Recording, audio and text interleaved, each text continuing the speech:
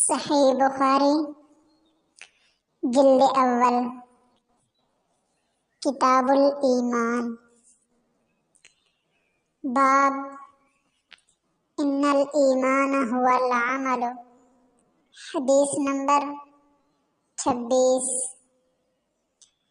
بسم اللہ الرحمن الرحیم